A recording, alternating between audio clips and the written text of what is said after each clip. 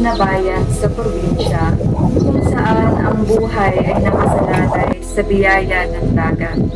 Naninirahan ng isang mangingisda. Isang mangingisda na may mabigat na pasan sa kanyang mga balikat. Ang kanyang asawa at ang 4 na anak ang kanyang inspirasyon. At ang pangingisda lamang ang kanilang ikinabubuhay. Ngunit ang dating sagana nilang karagatan ay unti-unting naubos.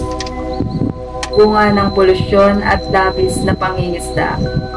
Ang bawat paglayag ng mangingisda ay hindi lamang pakikipaglaban sa alon at unos, kundi isang pakikipagtunggali rin sa lumalalang sitwasyon ng kanilang komunidad.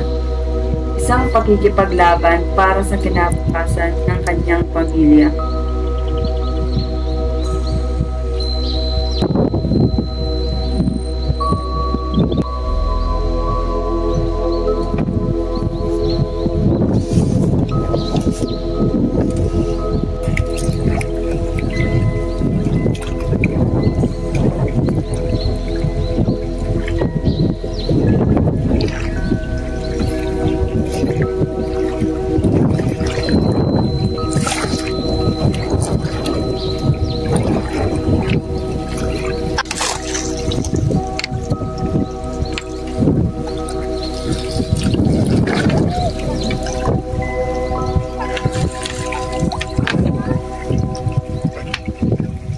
Wala man lang isdang nakuha.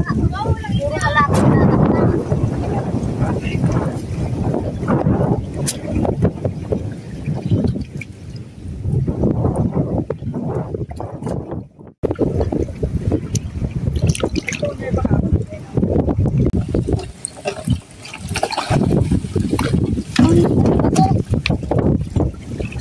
Wala man lang isda. Pangalawang baba ko na ng lakas.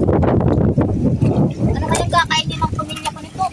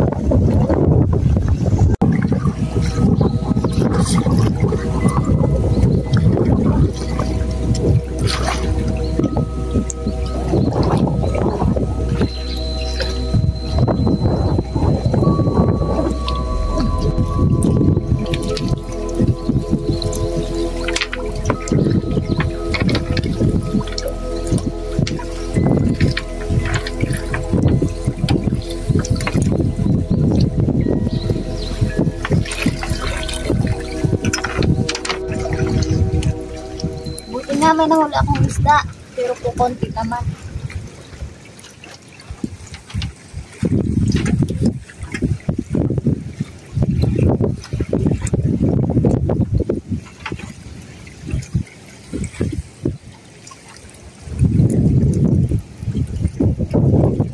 Ano naman kaya ito?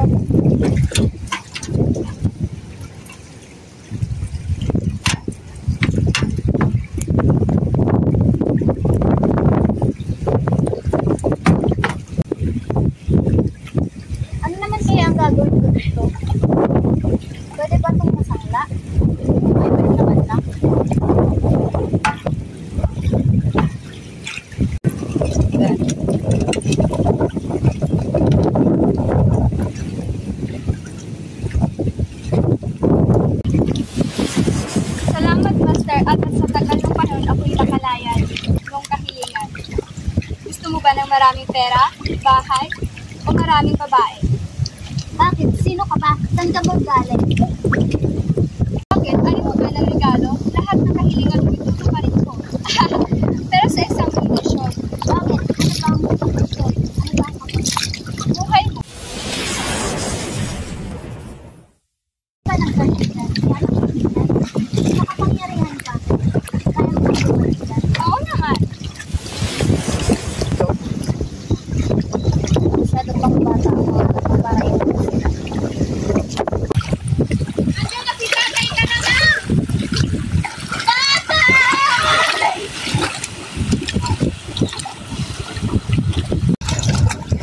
Tatay, marami ka pupunta kong isda. Kaya na, okay lang. Kaya mo ko ito. Pero ka na lang. Hindi sa natin na kung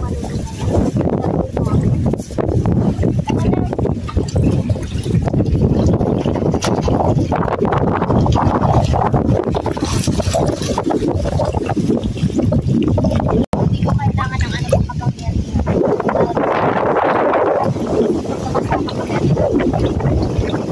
Magagawa natin.